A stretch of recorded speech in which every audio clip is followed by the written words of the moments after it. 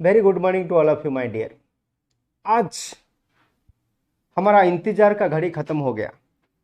बहुत दिन हम लोग वेट किए, लगभग 2 से 3 साल वेट किए, लेकिन हम लोग सोच रहे थे बहुत सारे वैकेंसी आएगा, 1400 से 1500 सीट आने वाला था, लेकिन नहीं आया ड्यू टू सम रीजन, वो सबको पता है। लेकिन ओएनजीसी ने आज 7/5/2022 को 922 का सीट का ये एडवर्टाइजमेंट निकला हुआ है। ठीक है, हम लोग बहुत वेट करते कितना 14 से 1500 सीट आएगा, वैकेंसी आएगा, लेकिन इतना नहीं आया। लेकिन आज से शुरू हो गया है recruitment of the non executive post ONGC का। आज से स्टार्ट हुआ 7/5/2022 से लेके 28/5/2022 तक ये रहेगा। आप ये टाइम ड्यूरेशन में आप ऑनलाइन एप्लीकेशन आप फॉर्म फिलअप कर सकते हो। ये सबसे इंपॉर्टेंट पॉइंट, ड्यूरेशन कितना है, ओनली 22 डेज ओएनजीसी ने आपको दिया है 7/5/2022 से लेके 28/5/2022 तक। क्लियर हो गया पहला पॉइंट। सेकंड पॉइंट क्या है, कितना नंबर ऑफ वैकेंसी पोस्ट आया है ऑल ओवर इंडिया में, ईस्टर्न सेक्टर से लेके western sector, northern sector, southern sector, central zone, सब मिला के 922 पोस्ट निकला हुआ है, 922 वैकेंसी आया है। लेकिन ये पहली बार ओएनजीसी सिस्टम में बहुत कम वैकेंसी आया हुआ है। ठीक, पहला चीज है।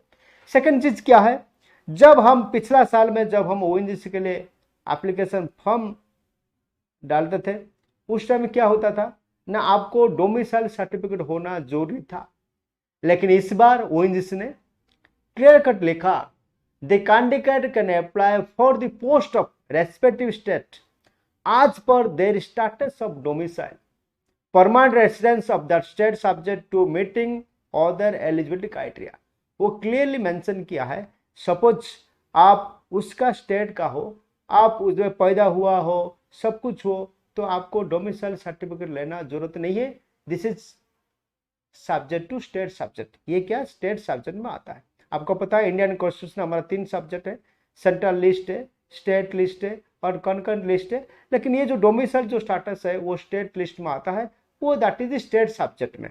ठीक है, क्लियर हो गया। और कैंडिडेट कैन अप्लाई, सपोज मैं बाहर का हूँ, आके ओएनजीसी में सपोज गुजरात में रहता हूँ, मेरे को 5 साल 10 साल 15 साल 20 साल हो गया, लेकिन मेरे को डोमिसाइल स्टेटस व डोमिसाइल सर्टिफिकेट होना जरूरी है। ये क्लियर कट ओएनजीसी ने मेंशन कर दिया। नंबर, अब डिटेल हमको दिया है क्या, पहले हम लोग स्टार्ट करते देहरादून से। आज से स्टार्ट हो गया, मैं क्लियरली रिपीटेड बोल रहा हूँ, 7/5/2022 से लेकर स्टार्ट हो, आज का दिन से वो एप्लीकेशन स्टार्ट होगा और 28/5/2022 तक। अभी खुलेगा नहीं, शायद कल खुल सकता है, लेकिन ये क्राउड रहेगा, आप बिफोर टाइम में अप्लाई कर सकते हो। पहले हम चलते हैं देहरादून वाले। देहरादून उत्तराखंड में है ये, और इसमें के वैकेंसी कितना निकला है, टोटल वैकेंसी निकला है 20 है। और कितना फील्ड में है, सारे फील्ड में, सिविल है, इलेक्ट्रिकल है, जियोफिजिक्स है, जियोलॉजी है, सर्वेइंग है, अकाउंटेंट के लिए, मटेरियल के लिए, जूनियर फायर सुपरवाइजर के लिए, जूनियर टेक्निकल असिस्टेंट के लिए, जियोलॉजी के लिए, जूनियर फायरमैन के लिए, सबके लिए वैकेंसी निकला है। हो डिसिप्लिन, कितना डिसिप्लिन है, 11 डिसिप्लिन में वो वैकेंसी निकला है। नंबर ऑफ वैकेंसी कितना है, number of vacancy only 20, 20 seat निकला है। किसके लिए, देहरादून के लिए ओनली 20 सीट निकला है, आपको ध्यान रखना।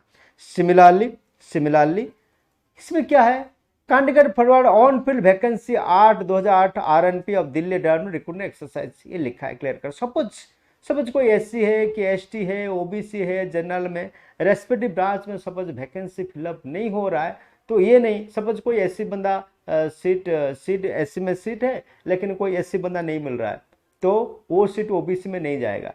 सपोज कोई ओबीसी बंदा वो क्वालिफाई नहीं कर पा रहा है, तो एससी बंदे को अप्लाई नहीं कर, एससी बंदे को हम नहीं ले सकते। तो ये पूरा क्लियर कट लिखा है, जो डिसिप्लिन है वही डिसिप्लिन में सपोज वैकेंसी फुलफिल नहीं हो रहा है, तो this will carry out to the next year, ये आपको ध्यान रखना। देन हम चलते हैं दिल्ली एरिया में, दिल्ली एनसीआर में, जैसे टेरिटरी में, जैसे नेशनल टेरिटरी में कितना वैकेंसी है, दिल्ली के लिए ओनली 10 वैकेंसी, दिल्ली के लिए ओनली 10 वैकेंसी, दिल्ली के लिए ओनली 10 वैकेंसी, ओनली 10 वैकेंसी आए दिल्ली के लिए। दिल्ली वासियों के लिए ये बड़ा दुख की बात है, ओनली 10 वैकेंसी आया है, समझ में आया। सिमिलरली हम चलते हैं मुंबई, महाराष्ट्र वेस्टर्न रीजन के लिए आप इंस्ट्रूमेंट के लिए सबसे ज्यादा वैकेंसी आया 12। इलेक्ट्रिकल के लिए सबसे ज्यादा वैकेंसी आया है, इलेक्ट्रिकल के लिए जूनियर इलेक्ट्रिकल मुंबई ऑफशोर के लिए ज्यादा वैकेंसी, सबसे ज्यादा वैकेंसी आया है, this is electrical. Similarly mechanical भी वैकेंसी आया, मैकेनिकल कितना है 47 है। सिमिलरली प्रोडक्शन के लिए ज्यादा है 50 है। सिमिलरली जूनियर असिस्टेंट डीलिंग के लिए 17 है। देखिए आप मैकेनिकल बंदों के लिए कितना वैकेंसी है, मैकेनिकल बंदों के लिए 47 प्लस 50 97 वैकेंसी है। Total number of vacancy for the diploma, only diploma mechanical engineering student के लिए 97 पोस्ट है। किसमें, मुंबई ऑफशोर रीजन के, मुंबई रीजन के लिए।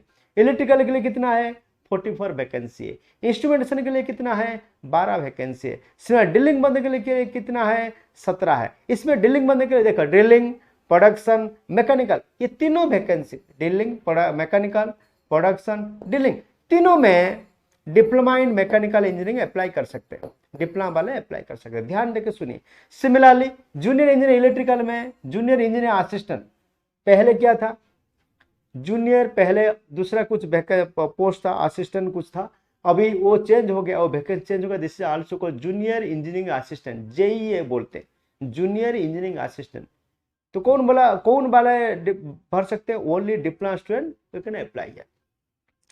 सिमिलरली ये मुंबई में इस बार बहुत वैकेंसी आया है, खाली सिविल को छोड़ के, सिविल का भी कम पोस्ट आया है, इलेक्ट्रॉनिक्स में भी कम पोस्ट आया है, लेकिन बाकी सारे वैकेंसी बराबर आया है।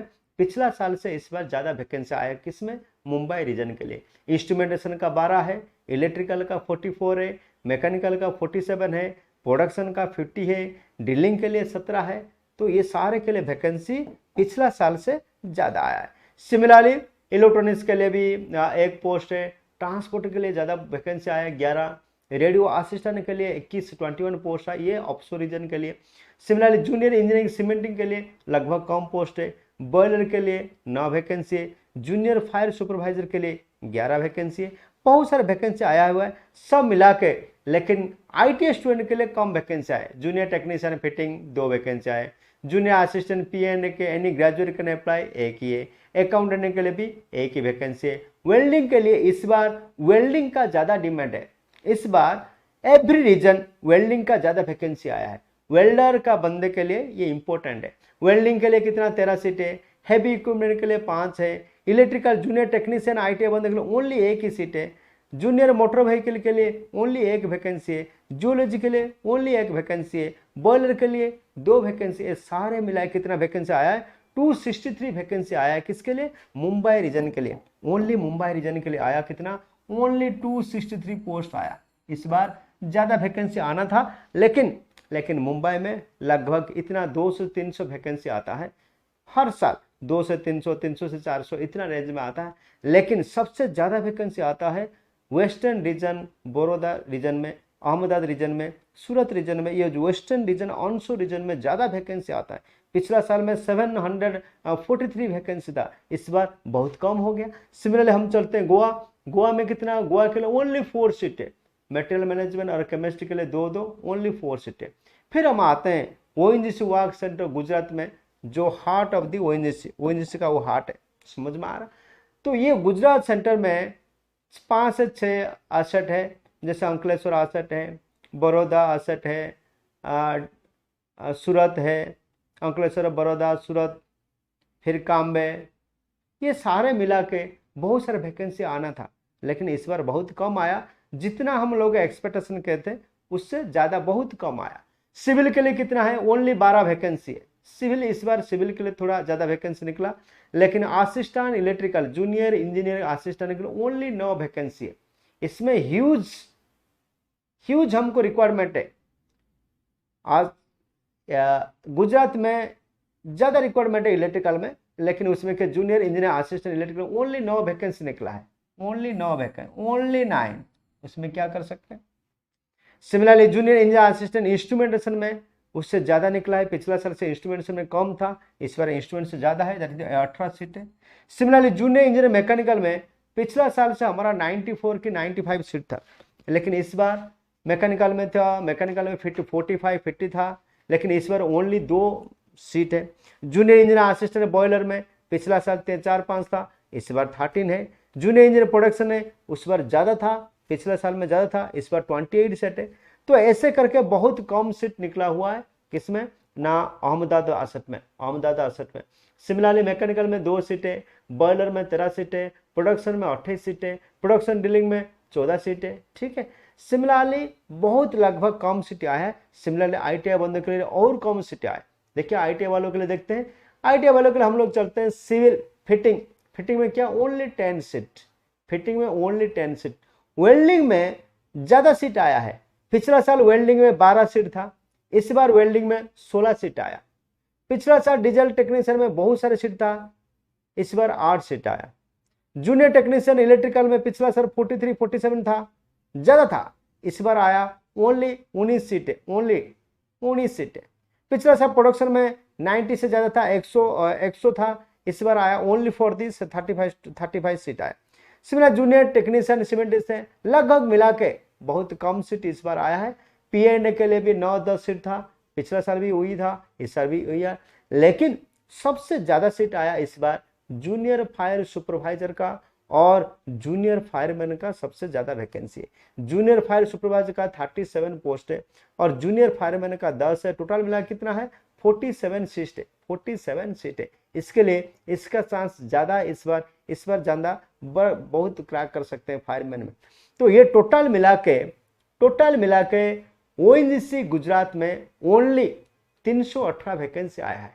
लेकिन आने वाला कितना था, 800 से प्लस आने वाला था, लेकिन इस बार वैकेंसी आया ओनली 318 वैकेंसी आया। कितना है ओनली फॉर 318, ये 318 वैकेंसी ओनली आया है। ठीक है, सिमिलरली हम चलते हैं अलग सेंटर में। जोधपुर राजस्थान के लिए ओनली 6 सीटें। सिमिलरली चेन्नई करैकल तमिलनाडु के लिए ओनली बहुत कम वैकेंसी आया इस बार। चेन्नई करैकल में ओनली कितना, ओनली 38 सीट आया, ओनली 38 सीटें। सिमिलरली आसाम में सबसे ज़्यादा इस बार आसाम से ज़्यादा आया।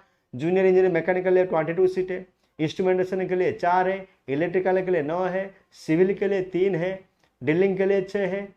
इस बार प्रोडक्शन में आसाम रीजन में थोड़ा ज़्यादा आया। सिमिलरली इलेक्ट्रिकल में 29 वैकेंसी है, इलेक्ट्रिकल जूनियर टेक्नीशियन ITI के लिए 29 वैकेंसी है, प्रोडक्शन के लिए 5 है।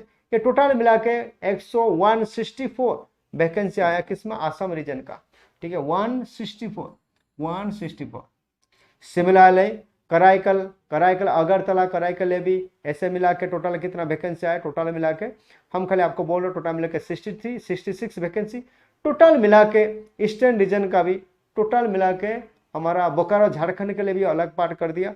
सारे ईच एंड एवरी पार्ट का ये लोग वैकेंसी नहीं है, सब मिला के 922 वैकेंसी आया है। कितना वैकेंसी आया है 922, मतलब 922 वैकेंसी आया है। ये हो गया लगभग कौन सा सेक्टर में कितना वैकेंसी है, कौन सा डिसिप्लिन में कितने बंदे को लेंगे, इलेक्ट्रिकल में कितना है, मैकेनिकल में कितना है, फिटर में कितना है, डीजल मैकेनिक कितना है, MMB कितना है, इलेक्ट्रिशियन में कितना है, सारा चीज ये लगभग लिखा हुआ है। अभी चलते हैं मेन मुद्दा पे।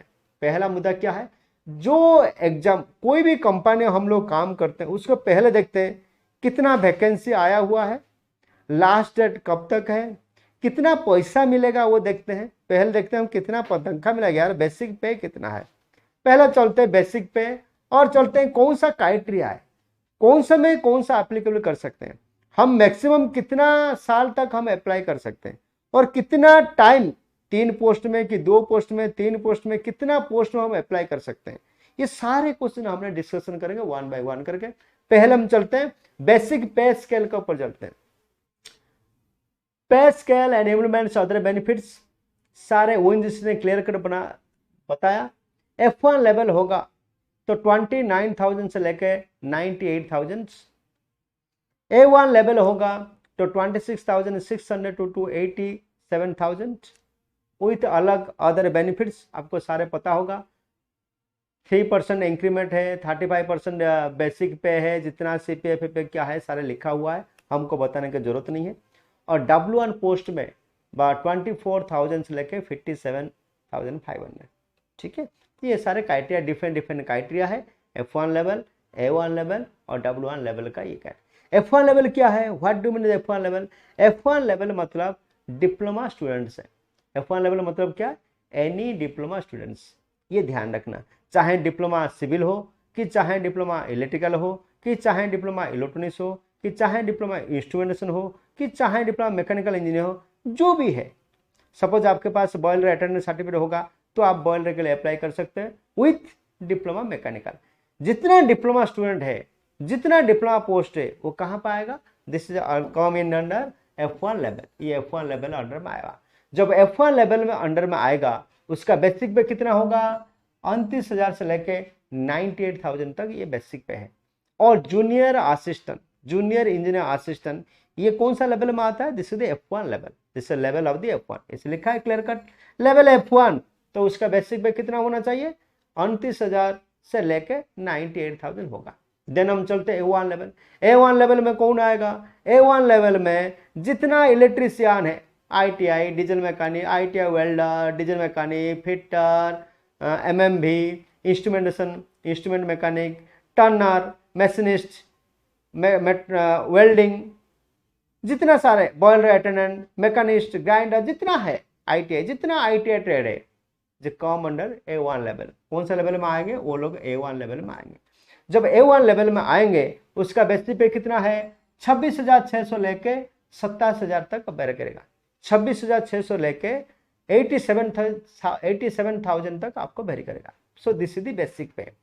तो F1 का बेसिक पे कितना है? ओनली 2,000 और 3,000 डिफरेंस। कितना डिफरेंस है?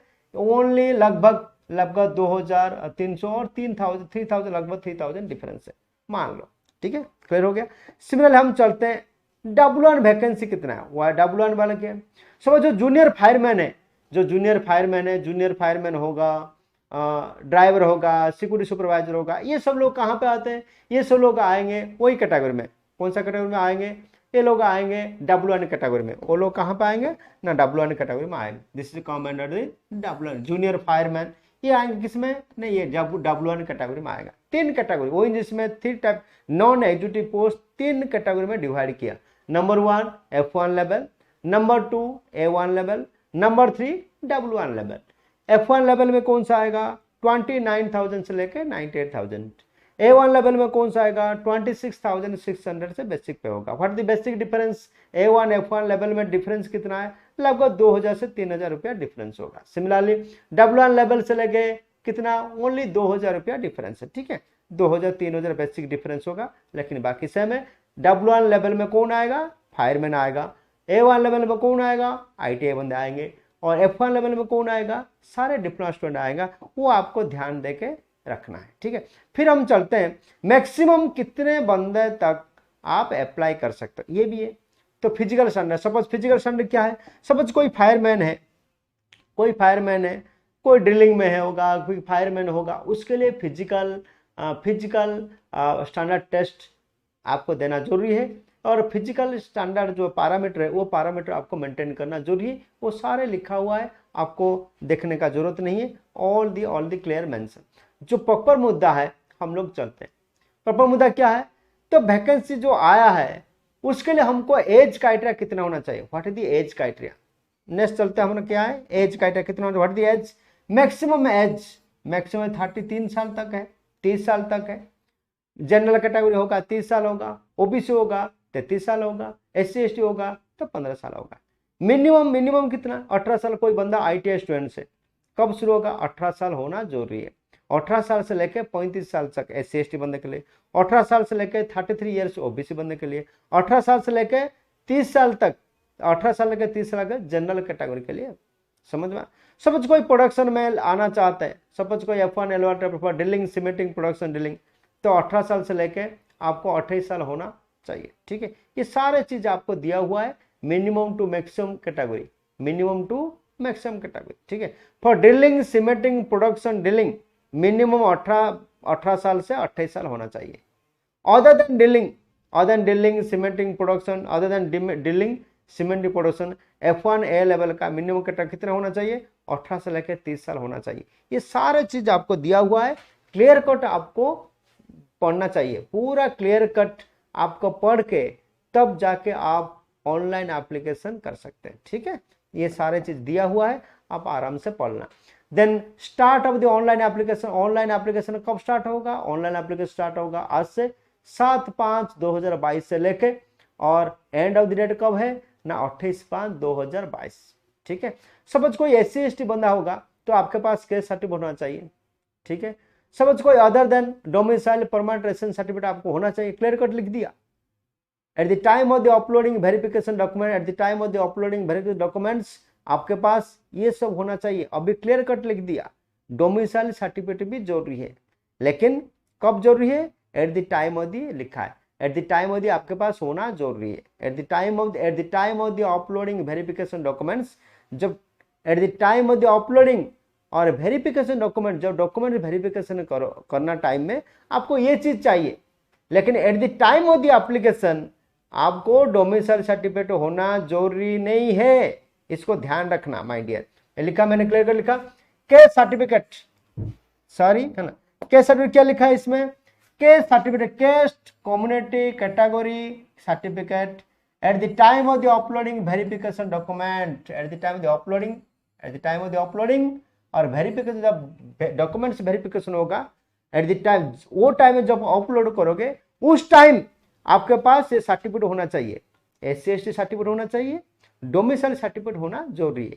But at the time of the application, जब हम एप्लीकेशन अप्लाई करेंगे, जब एप्लीकेशन डाउनलोड करेंगे, एप्लीकेशन फुलफिलमेंट करेंगे, एट द टाइम, वही टाइम में आपको जरूरत नहीं है। At the moment there is no need to, अब है डोमिसाइल सर्टिफिकेट, कोई डोमिसाइल सर्टिफिकेट जरूरत नहीं है आपको। डोमिसाइल बिफोर एप्लीकेंट, आपको पिछले साल में क्या हुआ था? पिछले साल में क्या हुआ था? डोमिसाइल सर्टिफिकेट आपको जरूरी है बिफोर अप्लाइंग दी ऑनलाइन एप्लीकेशन। ऑनलाइन एप्लीकेशन करने से पहले आपके ये होना चाहिए। तो लेकिन अभी क्लियर कर दिया क्या है? अभी नहीं चाहिए, जब वेरिफिकेशन डॉक्यूमेंट होगा तब जाके आप अपलोड कर सकते हो। क्लियर कट बोल दिया। देन हाउ टू अप्लाई, कैसे अप्लाई कर सकते हो? तो ONGCindia.com में जाओगे, ओनली ऑनलाइन एप्लीकेशन होगा। 7/5/2022 से शुरू होगा, आज से लेकर 28/5/2022 तक। No other mode of application shall be accepted, मतलब वही दूसरा कोई मोड में नहीं होगा, ओनली ऑनलाइन मोड में होगा। क्लियर? लिखा। Please note that candidate can apply maximum 3 post, 3 post के लिए अप्लाई कर सकते हो। 3 पोस्ट के लिए अप्लाई, मैं आपको क्लियर कट बोलूंगा। सपोज कोई ITI बंदा है, कौन सा पोस्ट में अप्लाई कर सकता है? कोई डिप्लोमा बंदा है, कौन सा 3 पोस्ट में अप्लाई कर सकता है? सपोज कोई ITI बंदा 3 पोस्ट में अप्लाई कर दिया, उसका सब्जेक्ट अलग है क्या? वो जो एग्जाम देगा, एग्जाम में अलग अलग क्वेश्चन आएगा क्या? नहीं, ये सारे क्वेश्चन मैंने आपको डिस्कशन करूंगा। जब ऑनलाइन एप्लीकेशन करोगे आपके पास क्या होना चाहिए? Before submit the application on the website candidate should possess the following. आपके पास क्या होना चाहिए? क्या क्या होना चाहिए? आपको वैलिड ईमेल ID होना चाहिए, मोबाइल नंबर होना चाहिए, scan copy of the recent passport size, passport size आपको फोटो होना चाहिए, कितना? अप टू 100 KB आपको JPG फाइल में आपको रखना है। और क्या लिखा? And signature of the candidate again with a white background. आपको ये सारे एग्जाम के लिए एप्लीकेबल है। जो भी ऑनलाइन एप्लीकेशन हम लोग को फुलफिलमेंट करते हैं, आप फॉर्म फिलअप करते हैं, उसके लिए 3 चीज चाहिए, email ID, mobile number, photocopy scan, signature scan, ये सब चाहिए। ये कोई नया चीज नहीं है। जो लोग ऑनलाइन एप्लीकेशन अप्लाई करते हैं, जो लोग रेलवे एग्जाम देते हैं, ITI स्टूडेंट रेलवे एग्जाम देते हैं, डिफरेंट स्टेट का एग्जाम देते हैं, ये तो कॉमन चीज है, उसको कोई देखने का इतना बड़ा खास चीज नहीं है। देन हम चलते रजिस्ट्रेशन फी। SC/ST के लिए फ्री होगा और OBC जनरल करने के लिए 300 रुपये आपको फ्री है, और registration fee is not refundable, आपको रिटर्न नहीं होगा। ठीक है। SC/ST OBC PWD physical handicapped ex serviceman candidate के लिए वो रजिस्ट्रेशन फ्री आपको फ्री है। ठीक है, इतना के लिए आपको देखना जरूरी है। अभी हम चलते हैं एग्जाम पैटर्न क्या है, और जो एग्जाम में जो क्वेश्चन आएगा, एग्जाम जो क्वेश्चन आएगा वो कैसा आएगा, एग्जाम जो क्वेश्चन आएगा वो कैसा आएगा। ठीक है, और क्लियर कट लिख दिया क्या है? As minimum essential qualification certificate आपको जरूरी है। ठीक है, नंबर 1। नंबर 2, सपोज मैं PN के लिए अप्लाई किया, मैं PN के लिए अप्लाई करने के लिए एनी ग्रेजुएट चाहिए, ग्रेजुएट के लिए मेरे पास 30 स्पीड, कंप्यूटर का स्पीड 30 आरपीएम पर होना चाहिए, स्पीड पर मिनट मेरे को होना चाहिए।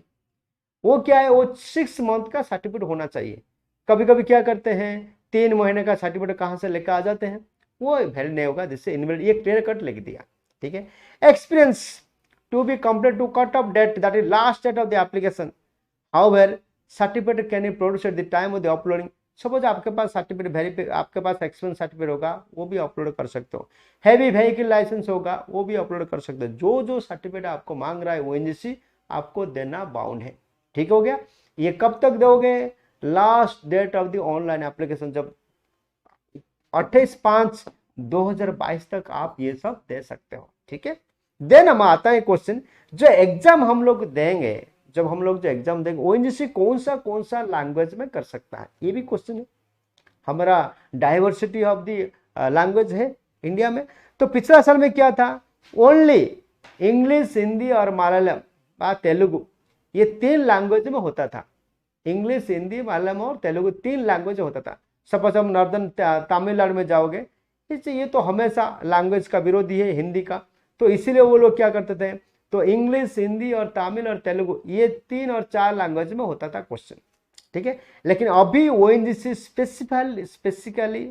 स्पेशली क्रिटिकली पूरा एग्जामिंग करके मेंशन किया, जोन वाइज, सेंटर वाइज, अलग अलग उसका सब्जेक्ट होना चाहिए, अलग अलग उसका लैंग्वेज होना जरूरी है। ठीक है, क्लियर हो गया। क्या लिखा, सपोज हम देहरादून है, देहरादून हिंदी भाषी है, तो आपको इंग्लिश और हिंदी में आपका लैंग्वेज टेस्ट पर होगा। सपोज आप टेस्ट सेंटर कहाँ होगा, with in state of Uttarakhand, Uttarakhand area में जितना सेंटर होगा उसमें होगा। और एग्जाम टेस्ट पेपर का एग्जाम का लैंग्वेज कैसे होगा, हिंदी और इंग्लिश। दिल्ली में हिंदी और इंग्लिश, मुंबई में हिंदी, इंग्लिश, मराठी में होगा। ये क्लियर कट लिखा। So this part is very very important. क्या हिंदी और इंग्लिश में हो सकता है, दिल्ली में भी हिंदी और इंग्लिश, मुंबई में क्या होगा, हिंदी, इंग्लिश और मराठी तीनों लैंग्वेज में आ सकता है।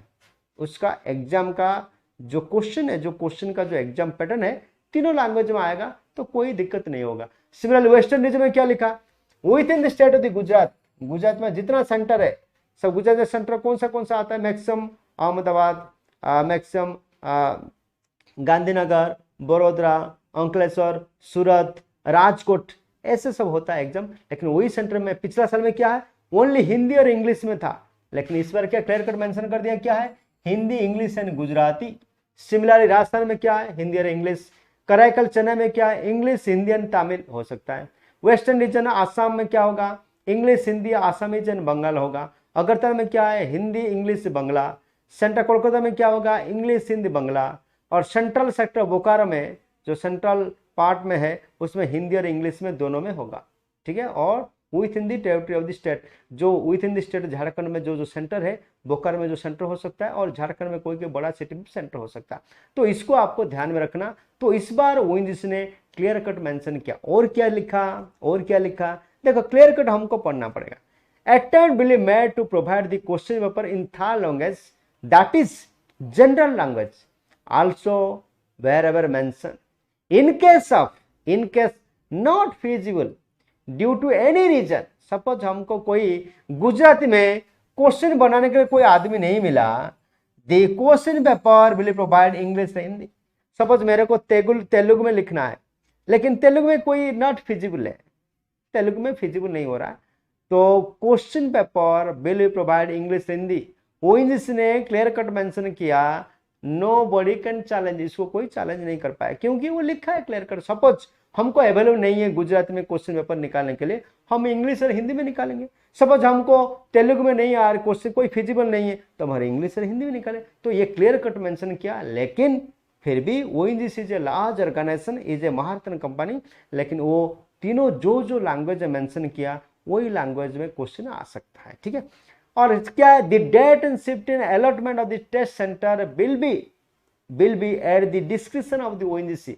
सेंटर कब होगा, डेट कब आएगा, एग्जाम कब होगा, शिफ्ट कैसे होगा, अलॉटमेंट लेटर कैसे मिलेगा, सेंटर कब अलॉटमेंट होगा, कब एग्जाम होगा, सारे कुछ थर्ड पार्टी का नहीं है। That is a description power of the ONGC. ये ओएनजीसी डिसाइड करेगा कब डेट आएगा, कब सीट होगा, कब अलॉटमेंट होगा, कब आपका एडमिट कार्ड कब अपलोड होगा, सारे डिटेल आपको ओएनजीसी ही आपको क्लियर कट मेंशन करके देगा। Details of the schedule of the CBT, CBT का कब शेड्यूल है, कब है, वो सेपरेटली कैंडिडेट को सेपरेटली ये लोग मेल करेंगे कि मेंशन करेंगे, तब जाके आपको सब पता चलेगा। नहीं तो कोई नक्की नहीं है, अभी तक कोई पक्का नहीं है एग्जाम इस डेट को होगा, एग्जाम इस डेट होगा, लेकिन date last date of the online application क्या है, 28/5/2022 तक आपको दिया है। 12 दिन का 22 दिन, 7 से 28 22 दिन आपको टाइम दिया है ओएनजीसी ऑनलाइन एप्लीकेशन डालने के लिए। ठीक है, फिर हम चलते हैं जूनियर फायरमैन के लिए, वो हमको जाने का जरूरत नहीं है, आपको सब लिखा हुआ है। देन हम चलते हैं, सिर्फ ये सबसे इंपॉर्टेंट टॉपिक है, what is the syllabus of the exam, syllabus of the examination, examination का सिलेबस क्या है। जो सिलेबस पिछला साल में था, 2016 में जो ओएनजीसी ने प्रेस्क्राइब किया है सिलेबस, वही सिलेबस है, वही सिलेबस है। सिलेबस क्या है, 20% कंटेनिंग जीएस जनरल स्टडीज और 80% कंटेन दी कोर सब्जेक्ट। ठीक है, लेकिन इसमें क्या चीज है, और कुछ चीज ये लोगों ने ऐड किया, जिससे बहुत अच्छा चीज ऐड किया। क्या क्या ऐड किया, पहले हमको देखना पड़ेगा क्या है, पिछला साल में जो था इस बार है कि नहीं। There is no negative marking on the CBT, CBT में कोई नेगेटिव मार्किंग नहीं है, वेरी गुड, कोई नेगेटिव मार्किंग नहीं। और सेकंड क्या है, all the question containing only for the 100 marks, objective question होगा, 100 मार्क्स होगा, कोई नेगेटिव मार्किंग नहीं है। कितना दिन, कितना घंटे का होगा, 2 घंटे का होगा। ठीक है, क्लियर कट मेंशन कर दिया। पिछला साल में जो था सिलेबस, इस बार वही सिलेबस है, लेकिन हमको डर था क्या, कहा ओएनजीसी सिलेबस चेंज करेगा क्या, ओएनजीसी कुछ मॉडिफिकेशन कर रहा है क्या, लेकिन इस बार कुछ नहीं कर रहा है। The question shall be multiple choice of the question आएगा, 100 मार्क्स का आएगा, कोई नेगेटिव मार्किंग नहीं है, 2 घंटे का ड्यूरेशन का एग्जाम होगा। क्लियर कट मेंशन कर दिया। उसमें फोर्थ में क्या लिखा, the post of the junior assistant, junior assistant जो ऑफिशियल लैंग्वेज होगा, ऑफिशियल लैंग्वेज को जूनियर असिस्टेंट जो ऑफिशियल लैंग्वेज हो, वो क्या हिंदी में होगा, बाकी नहीं होगा। ठीक है ना, ये सारे चीज आपको देखना, जो मेन मुद्दा मैं बोल रहा हूं। और हम चलते हैं सिलेबस के ऊपर। सबसे इंपॉर्टेंट क्या है सिलेबस, सिलेबस में पिछला साल में जो सिलेबस था वही सिलेबस है। जनरल स्टडीज 20 मार्क है और कोर सब्जेक्ट है 80 मार्क। जनरल स्टडी में देखिए, जनरल स्टडीज जो है ओएनजीसी का जो जनरल स्टडीज है, यूपीएससी का C60 पेपर 2 है। ओएनजीसी का जो जनरल सिलेबस है, यूपीएससी का C60 पेपर 2 है, जिसे आल्सो का interpersonal skill, logical reasoning, analytical ability, comprehension ability, basic numeracy, data interpretation skill, this all are the 6 chapter. 1 2 3 4 5 6, 6 chapter में कितना 20 क्वेश्चन, 20 मार्क आएगा, 1 मार्क 1 क्वेश्चन 1 मार्क, 20 मार्क आएगा C60 paper 2 से। That is also को general mental ability and aptitude, इसको बोलते हैं part 1। And part 2 में क्या है, सब्जेक्ट और डोमेन रिलेटेड। सपोज कोई इलेक्ट्रिकल होगा, इलेक्ट्रिकल इंजीनियरिंग आएगा, कोई मैकेनिकल आएगा, मैकेनिकल इंजीनियरिंग आएगा, कोई सिविल आएगा, सिविल इंजीनियरिंग आएगा, इससे ऊपर क्वेश्चन पूछेगा। लेकिन जब हम पिछला साल को क्वेश्चन हम एनालिसिस करते हैं, जब सपोज कोई फिटर का बंदा, पिछला साल का हम जब क्वेश्चन एनालिसिस करते हैं, लेकिन 20 क्वेश्चन मार्क जगह में सपोज 54 क्वेश्चन आया है। मेंटल एबिलिटी में क्या है, सपोज वर्क सब कैलकुलेशन में बहुत सारे क्वेश्चन है, वर्क पावर एनर्जी का क्वेश्चन है, एम्प्लॉयमेंट स्किल का भी क्वेश्चन है, इंजीनियरिंग ड्राइंग का भी क्वेश्चन है, एम्प्लॉयमेंट स्किल का भी क्वेश्चन है। सारे क्वेश्चन मिला के 58 से लेकर 60 मार्क्स का क्वेश्चन आया था। बाकी 30-40 क्वेश्चन किसका, कोर सब्जेक्ट का आया है। ठीक है, उसी तरह पिछला साल का जो पैटर्न है, इस साल वही पैटर्न रहेगा। मैं सोच रहा हूं, दिस इज माय व्यू, पिछला साल का जो पैटर्न था इस साल भी वही पैटर्न रहेगा। ठीक है, देन हम चलते हैं सब्जेक्ट कितना है, कंप्यूटर बेस्ड सपोज, और क्या है उसके साथ साथ सिलेक्शन क्राइटेरिया। ये सिलेक्शन क्राइटेरिया, ओएनजीसी का जो सिलेक्शन क्राइटेरिया है वो लिखते हैं ऐसे, लेकिन वो किसी को समझ में नहीं आता। कंप्यूटर बेस्ड टेस्ट होगा तो आपको 85 मार्क्स मिलेगा, एकेडमिक परफॉर्मेंस होगा तो आपको 10 मार्क मिलेगा, अप्रेंटिस सर्टिफिकेट होगा तो आपको 5 मार्क मिलेगा। ऐसे करके कितना है, 100 मार्क्स होता है। ऐसे करके जो कंप्यूटर जितना मार्क लेके आओगे आप सीबीटी टेस्ट में, वो काउंट होगा आपका 85% वेटेज। ठीक है, सपोज आपका एकेडमिक परफॉर्मेंस ज्यादा है, 78% है, 90% है, 92% है, वो काउंट होगा आपको 100%, मतलब 10 से 10। सपोज आपने अप्रेंटिस नहीं किया है, आपको 5 मार्क नहीं मिलेगा। सपोज आपने अप्रेंटिस किया है तो आपको ये सारे मार्क मिलेगा। सपोज आपने कंप्यूटर टेस्ट में अच्छा किया, सपोज 100 से 90 मार्क लेकर आया, तो 90 का 85% आपको काउंट होगा, 100 इक्वल टू 85% उसके अनुसार काउंट होगा। मतलब सीबीटी मार्क जो आएगा जिसको हम 85% वेटेज देंगे। एकेडमिक परफॉर्मेंस, सपोज कोई बंदा आईटीआई टॉपर है, आईटीआई में 99%, 89% है, उसको मिलेगा 10। कोई एकेडमिक अप्रेंटिस किया है उसको मिलेगा 5। ऐसे करके कितना हुआ, 100 मार्क्स हुआ। ये 100 मार्क्स से आपको सिलेक्शन होगा। पिछला साल में ओएनजीसी बड़ौदा, ओएनजीसी अहमदाबाद असद में the cut off mark of the diesel mechanic 92 था। डीजल मैकेनिक में हाईएस्ट मार्क था। सिमिलरली फिटर में 89 से 87। ठीक है, तो ऐसे करके आपको क्वालिफाई मार्क, इस बार क्वालिफाई मार्क भी ज्यादा जा सकता है, हाईएस्ट कट ऑफ मार्क जा सकता है, नहीं भी जा सकता। लेकिन हम लोग अभी आगे बढ़ते हैं। ये सारी चीजें आपको ये देखना है। दिस इज नॉट इम्पोर्टेंट, जितना मैंने इंपॉर्टेंट है वही चीज बताया। सपोज और एक चीज बताता हूं। सपोज क्या है, सपोज कोई डिप्लोमा स्टूडेंट है, सपोज कोई डिप्लोमा मैकेनिकल स्टूडेंट है, वो जिसने क्या किया, आपने हाईएस्ट 3 पोस्ट में अप्लाई कर सकते हो, 3 पोस्ट में अप्लाई कर सकते हो। सपोज कोई डिप्लोमा मैकेनिकल स्टूडेंट है, तो डिप्लोमा मैकेनिकल स्टूडेंट कहाँ पे अप्लाई कर सकता है। सपोज कोई डिप्लोमा मैकेनिकल स्टूडेंट कहाँ अप्लाई कर सकता है, प्रोडक्शन में अप्लाई कर सकता है, मैकेनिक में अप्लाई कर सकता है, और बॉयलर में अप्लाई कर सकता है। उसके पास सपोज बॉयलर सर्टिफिकेट होगा तो बॉयलर में अप्लाई कर सकता है। ठीक है ना, उस हिसाब से आपको वेटेज मिलेगा। इस हिसाब से आपको आप दे सकते हो कि इसमें तीन मैक्सिमम 3 पोस्ट में आप अप्लाई कर सकते हो। ठीक है, तो ये सारे चीज आपको दिया है। सिलेक्शन क्या लिखा, the final merit list shall be prepare based on the weightage assign to the various parameter आदि फॉलोइंग।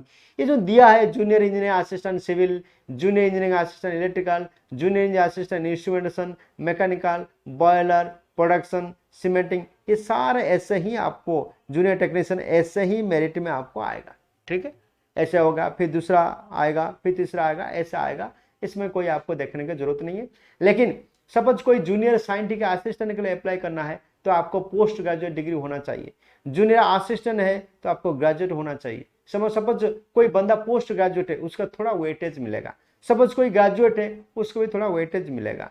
सपोज कोई डिप्लोमा 3 इयर्स डिप्लोमा किया, उसको थोड़ा वेटेज मिलेगा। ऐसे करके ओएनजीसी से मेंशन किया तो किस को qualification for evaluation of the weightage to be given for the academic performance. Suppose कोई बंदा अप्लाई कर रहा है, सपोज मैं पीएंड का हूं, लेकिन मैंने पीएचडी किया है, लेकिन मैं simple graduate mechanic, simple graduate हूँ, बीए में पीएचडी, बीए और बीएससी और बीकॉम मैंने पीएचडी किया, पीएचडी में कर रहा हूँ, मैं अप्लाई कर रहा हूँ पीएंड के लिए, ओएनजीसी के लिए, तो मेरे को वेटेज थोड़ा मिलेगा। पोस्ट ग्रेजुएट डिग्री होना जरूरी है, बा कोई हायर क्वालिफिकेशन होगा तो थोड़ा वेटेज मिल सकता है इफ यू क्वालिफाइड, है ना। सपोज आपने 100 से आपने 30 मार्क रखा, क्वालिफाई नहीं किया, लेकिन वहाँ वेटेज मार्क का कोई फायदा नहीं है। ठीक है, तो लास्ट और लिस्ट मैंने क्या बताता हूँ आपको, है ना, last but not a list. मैं लास्ट में क्या बताता हूँ आपको, तो जो जीता वही सिकंदर है, जो जीता वही सिकंदर। मतलब जितना मार्क आप लेके आओगे 100 से जितना मार्क लेके आओगे वो आपको मेरिट में काम करेगा। बाकी ये सब मेरिट में काम नहीं करता, लेकिन थोड़ा ओएनजीसी से लिखा है तो उसको वेटेज देना जरूरी है। Typing test, skill test, PT, driving test सब बात की बात है। जब होगा वर्क सेंटर में होगा, ओएनजीसी एग्जाम जब हो जाएगा, जब रिजल्ट आएगा, सिलेक्शन लिस्ट होगा, तब जाके ये सब हो सकता है। This is all about. Suppose कोई और एक बोलना चाहता हूं मैं। सपोज कोई आईटीआई बंदा है, सपोज कोई फिटर का आईटीआई बंदा, सपोज कोई आईटीआई फिटर है, वो कहाँ में अप्लाई कर सकते हैं, वो अप्लाई कर सकता है, प्रोडक्शन में अप्लाई कर सकता है, सीमेंट में अप्लाई कर सकता है, और 3 पोस्ट में वो अप्लाई कर सकता है मैक्सिमम। तो this is all about your ONGC vacancy incoming बा। This is the new recent vacancy non executive post और द ओएनजीसी। कितना वैकेंसी आया है, 922 पोस्ट आया है। इसको आपको कैसे करना है, कैसे तैयारी करना है, आपको तैयारी कैसे करना है मैं आपको बताता हूं। ठीक है, तो आपको तैयारी करने के लिए, सपोज कोई आईटीआई स्टूडेंट है, you can give more importance to the non technical part. Suppose कोई डिप्लोमा स्टूडेंट है, you can give equal importance to the non technical part and as with the technical part. जितना जरूरत है मैंने इतना explain किया। बाकी एज बताया कितना होना चाहिए, क्वालिफिकेशन बताया कितना होना चाहिए, एजुकेशन क्वालिफिकेशन बताया कितना होना चाहिए, कौन सा पैरामीटर आप अप्लाई कर सकते हो, ये सारा बताया। This is all about your ONGC 2020। ठीक है, हम लोग जितना एक्सपेक्टेशन किया था उतना वैकेंसी नहीं आया, लेकिन इनकमिंग वैकेंसी अगले साल भी, इस बार तो वैकेंसी इतना है आया, अगले साल भी वैकेंसी आने का चांसेस ज़्यादा है। क्यों? 2023 और 2024, 2022 अभी खत्म होने वाला है, 2023 और 2024 में लगभग 40 to 50% of the ONGC employ will be retire. सारे लोग रिटायर हो जाएंगे तो काम कौन करेगा? तो इसलिए ये इनकमिंग और 1-2 साल लगातार ONGC वैकेंसी आने का चांसेस ज़्यादा हो सकता है। Thank you very much.